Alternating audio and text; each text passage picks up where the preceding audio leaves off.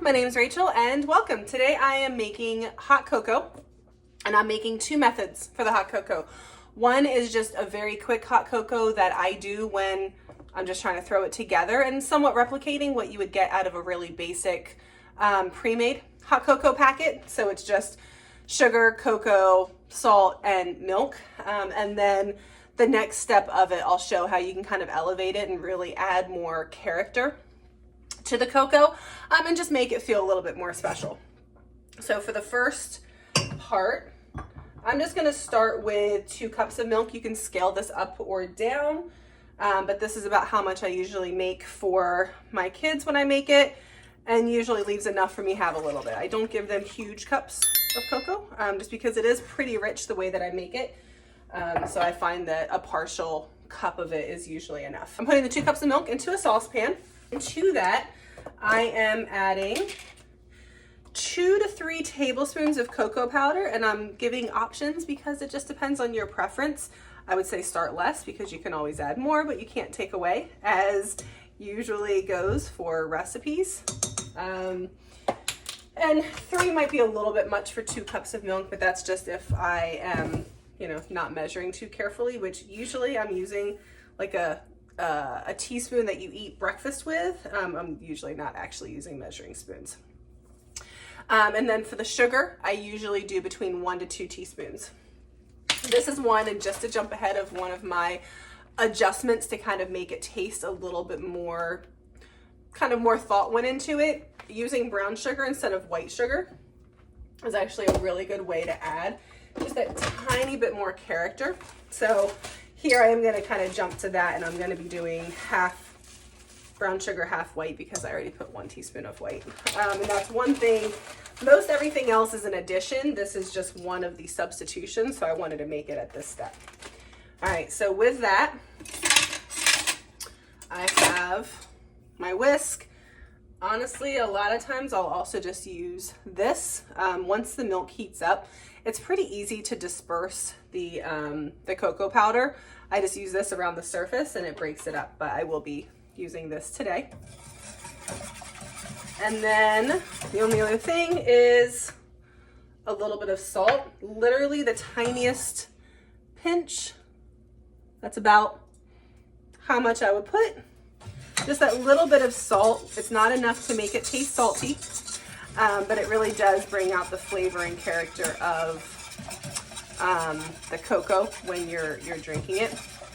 So that's that. I'm just going to let that heat up, and I'm going to jump to one of the other ways that I usually, when the girls were younger, when my kids were younger, I would get them involved in the process.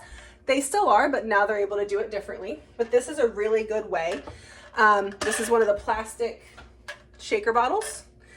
You could do this with a mason jar as well, but thinking if you're handing this to a 3 or 4-year-old, you might not want to hand them a glass jar and then tell them to shake it. Chances are it's going to get slipped and potentially broken. So doing it this way, if it falls, these are pretty hard to damage and less likely to break.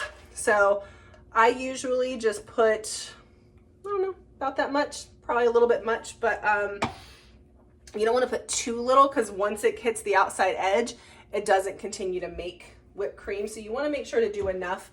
For this, because there's so much flavor in the cocoa powder, I don't feel a need to flavor this, but because you're shaking this for so long, you could just go ahead and use granulated sugar. You don't have to use powdered sugar here.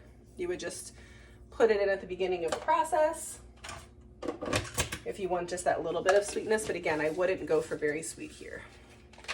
And that's it. Just hand it to the kids, tell them to shake away. While you're doing all this, just make sure to check it periodically because you don't want them to turn it to butter. But it does take a while with this, so it takes a while for them, especially younger kids tend to have a little less attention span to actually shake it. So will you shake this for me? Here, can you shake it a few times? All right. The hot cocoa is done. It's heated up. You can do this in the microwave. I prefer doing it on the stove because while it's cooking away a little bit, it is evaporating a little bit. So it does result in just that slightly richer hot cocoa. But again, when I'm really in a rush, like a rush, I pop it in here, pop this in the microwave for like a minute and a half, add the cocoa powder, add the sugar. That's where I will use this because it doesn't mix it out too much. Mix it, heat it up a little bit more, and I'm done. So, and there you go. You have a cup of hot cocoa. Now, so to make this just a little bit nicer, one thing that really makes a big difference in the richness of the cocoa is melting some chocolate and actually melting that chocolate into the cocoa. But to keep it from curdling and getting all like separated, you want to pour the hot milk over this and let it sit and melt for a couple of minutes. So I recommend putting it back in that cup that you used earlier. Just pouring you can actually do as much as you want because you're just going to let it sit there. Just pouring that over, let it sit.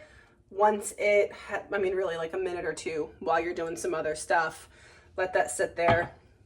You mix it and you put it back in the hot cocoa, stir it, and it'll distribute perfectly. The last step to make it taste just a little bit thicker, and actually what gave me the idea is looking on the back of some of those hot cocoa packets, you'll see where there's cornstarch or xanthan gum.